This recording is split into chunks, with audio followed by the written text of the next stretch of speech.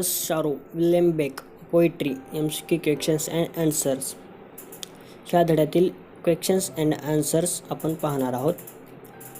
First question is the poem another sorrow is written by, म्हणजेच another sorrow यांनी कविता लिहिली, म्हणजे कोणी लिहिली कविता ही poem of another's of sorrow. तर याचं उत्तर आहे विल्यम बेक, म्हणजे अनदर्स ऑफ शारो ही कविता विल्यम बेक यांनी लिहिली. द पोएम इज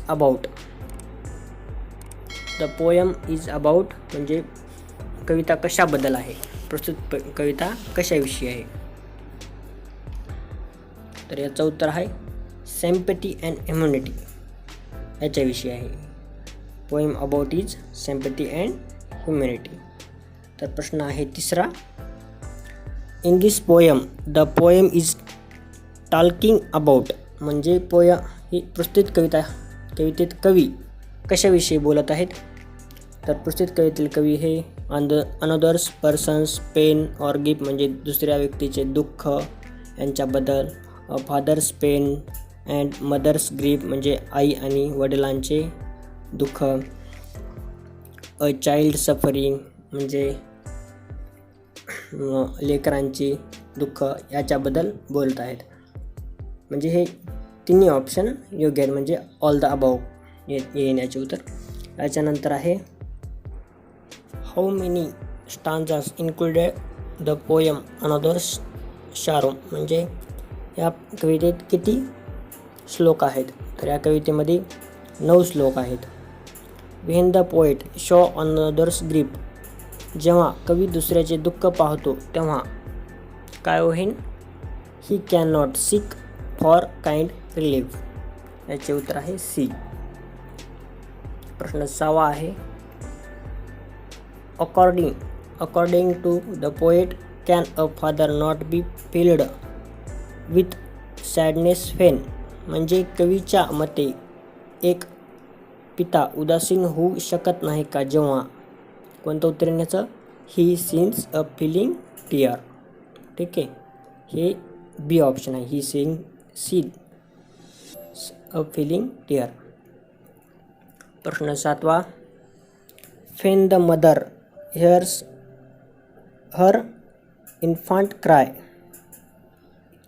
जेव्हा माता तिच्या बाळाला रडण्याचा आवाज ऐकते.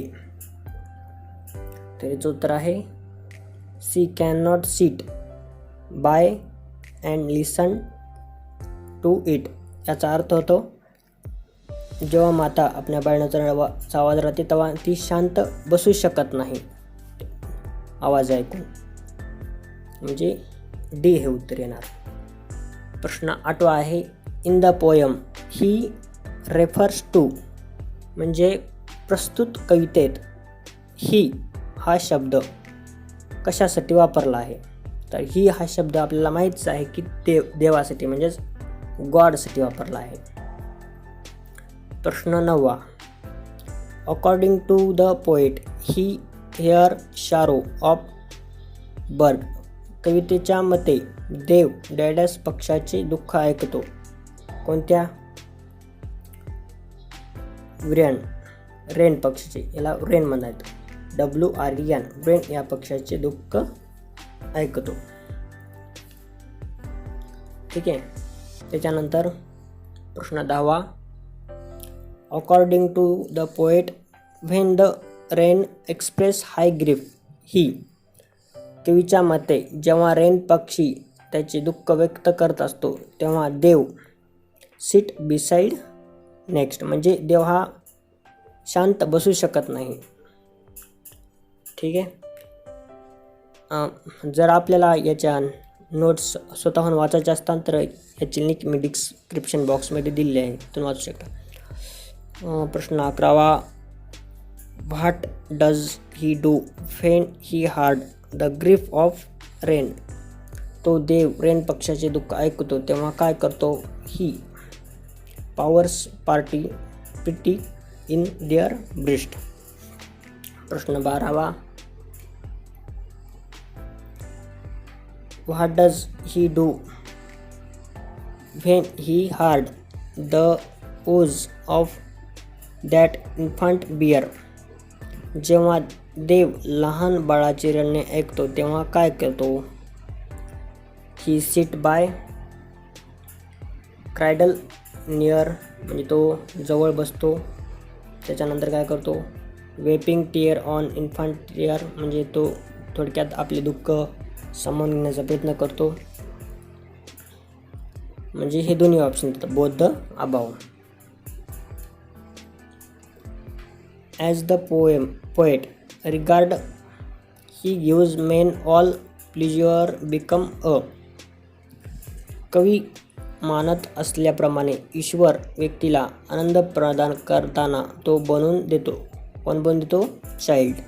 ठीक आहे, म्हणजेच बाळ.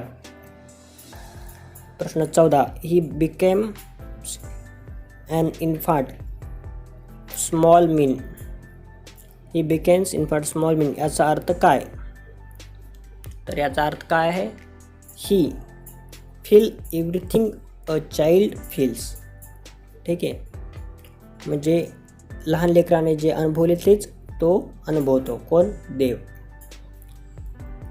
त्याच्यानंतरचा प्रश्न आहे, according to the poet being a child he gives us joy and he becomes. कवीच्या मते देव लहान बनून आपल्याला आनंद देतो आणि तो डॅडॅस बनतो. काय बनतो? A man of woe. लास्टचा प्रश्न आहे, लास्टचा आणि 16वा. In the last stanza what does he do. कवितेच्या शेवटच्या कडव्यात ईश्वर काय करणार आहे? म्हणजे कवितेच्या शेवटच्या कडव्यात, जे अनदर्स ऑफ शारो ही कविता आपण पाहिली होती, त्याच्या शेवटच्या कडव्यात देव हा काय करणार आहे? तर देव हा he gives us happiness and takes our sorrow. म्हणजे तो आपल्याला सुख देऊन आपले दुःख स्वतः घेणार आहे. शेवटच्या कडव्यात हे सांगितलेले आहे. अशा प्रकारे आपले हे 16 प्रश्न झालेले आहेत. आणखी काही प्रश्न आपण याच्यामध्ये देतो. तरी मी एका वेबसाईटची लिंक टाकली आहे, ज्यामध्ये हे सर्व प्रश्न आपण स्वतःहून पाहू शकता आणि वाचू शकता. त्याच्यानंतर त्या वेबसाईटमध्ये मी easy type question answer, short question आणि समरीज समजा काही टाकलेले आहे. तिथून आपण हे पाहू शकता. डिस्क्रिप्शन बॉक्समध्ये क्लिक केल्यानंतर तुमच्यासमोर अशी एक वेबसाईट ओपन होईल. त्या वेबसाईटवर हे सर्व प्रश्न आहेत, तुम्ही पाहू शकता. एकदा जाऊन पहा. तर धन्यवाद.